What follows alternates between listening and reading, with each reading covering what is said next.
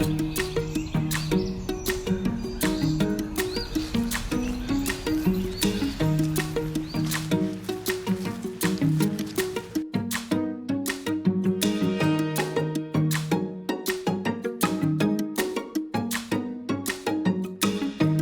there.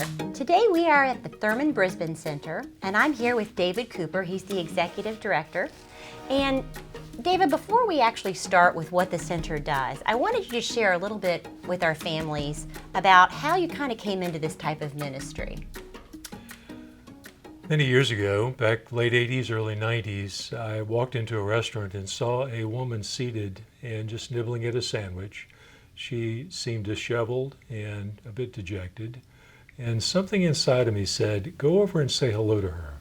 And it was a tug that lasted me for many years. But at that moment, I just was a bit tentative about going over and saying hello.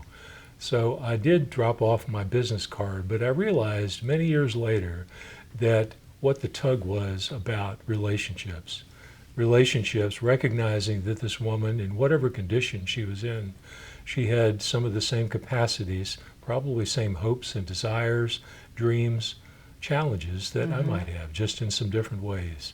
So many years later, in the island of Jamaica, seeing poverty that really made her situation in the restaurant pale by comparison.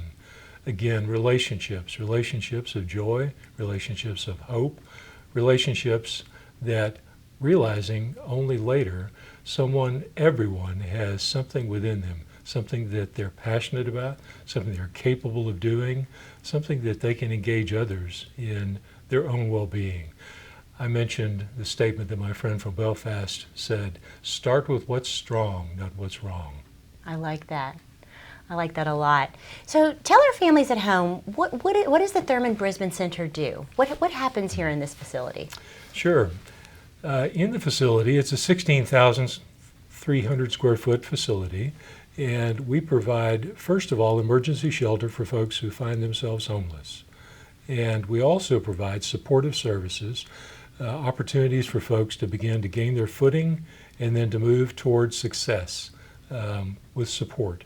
And so I would call that transformation that folks begin here. So it's a center for transformation, not just a center for housing. That's wonderful. Now, what does a typical day look like for one of your residents who's staying here? So the beginning of the day, about 7 a.m., folks are awakening. Those folks who are working are going out to work. Those folks who are here in the shelter for the period of time that they're here, they'll go down to breakfast and receive their breakfast. That's typically provided by volunteers. They'll connect with a whole variety of services. I mentioned case management. They also connect with volunteers that help them to develop job skills, social skills for job retention, and connecting in a whole variety of ways so that they can be prepared to re-enter into housing successfully. After lunch, they'll re-engage with some of the same work, through job helps, helping them to develop resumes, to do job searches, to develop their resumes. Children in the center will be participating in Sesame Street, in Bridges to Books, which is a reading program. Yeah, that was one of the things that I think our families at home might be kind of surprised to know, is that there's actually kids staying here, right? Last year we had about 90 children in the center, and many of those are school-age children, so they're participating in their schools. They'll have buses and cars come pick them up, take them back to the schools. As part of the McKinney-Vento program, that's a federal program, their schools stay connected with these children. That's the element of stability in their lives that is important. Now, one thing, I want to close here in a few minutes by kind of asking you how our families can partner with you. But before we get to that, you had mentioned something to me about mobility mentoring, and I thought that was a really neat program that I wanted you guys at home to know a little bit more about. So can you tell me about that? Sure. Mobility mentoring is an evidence-based approach to poverty resolution and to ending homelessness, and it basically takes a vetted, trained, coached mentor who's a volunteer, and they're connected with one of the participants here in the shelter to help develop a relationship, and also for the coach to help this participant to develop their own trajectory, their own goal-based plans. And the coach works with them while they're in the shelter, follows them for 12 months after they exit the shelter for long-term success. And so the program is national in scope. It's in about 130 sites across the country. We're the first site in Fredericksburg to develop this, or actually to implement this program. And so we're finding good success in that. Currently we have about 23 trained mentors, coaches, and we've had about the same number of participants. We currently have about 13 to 14 participants in the program, and one of those, who you happen to see an image on the wall, is a second-generation homeless person, single mother, who's been successful in gaining and retaining her work, her employment, and so far, about 12 months down the road, she's successful. That's wonderful. Well, you kind of referenced it a little bit, but how are ways that our boys and girls and our families at home, what are some of the things that they can do to partner with you guys, to help out people in our community? I think, first of all, to realize that homelessness is a condition, but there's some underlying causes to that. But like I said a few moments ago, in my relationship with that woman in the Wendy's restaurant, these folks have hopes and dreams and aspirations and challenges, not unlike all of us have. And so to realize, first of all, that it's relationships that are important. Focus on the quality of the relationship, not just doing to and for others, but as my friend said, start with what's strong. Because I think in America we focus often on deficits and rather than the strengths of individuals. So first, the strengths of relationships. Connecting with some of our programming. Mobility mentoring is one of those programs to connect with. If you're interested in that, go to our website. You can find information. If you're interested in donating products, we have an array of products that we need here at the center. Everything from paper products during COVID-19. Toilet paper is one of those pieces that we need.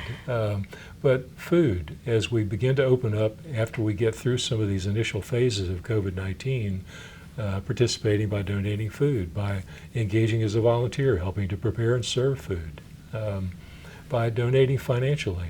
Our budget is a little over $1 million a year to run this facility 24 hours a day, 7 days a week. So there's a whole variety of ways. Our reading program, come read to a child. Come out and take a look at some of our two cats, Thurman and Brisben, that are here. And so they've been here for, one of them, since the shelter was placed in this location 15 years ago. And so lots of opportunities. I'd love to be able to give folks a tour, to show them around the building, to show them what some of the work we've been doing here for a number of years, and some work that's planned for the future. I also want to draw attention to the shelter. As I mentioned earlier, we have LED lighting throughout the building and in the parking lot. We have high-velocity air conditioning system that is high efficiency. We just finished the largest solar array installation in the city of Fredericksburg, and in fact, the largest on any shelter in the state of Virginia. Wow. So we're generating 70 to 75% of our power needs here in the building. Part of that is training folks in the solar power industry for livable wage income so that once they exit the shelter, they can be successfully and gainfully employed and sustain their housing. So That's a variety of ways. One of the last things I wanted to chat about is you had mentioned to me some stories of folks who have maybe been here at some point in their lives and now they've moved on and they're able actually to give back. So could you tell me a few of those? Surely. Well, I mentioned one young woman who is a pastor now.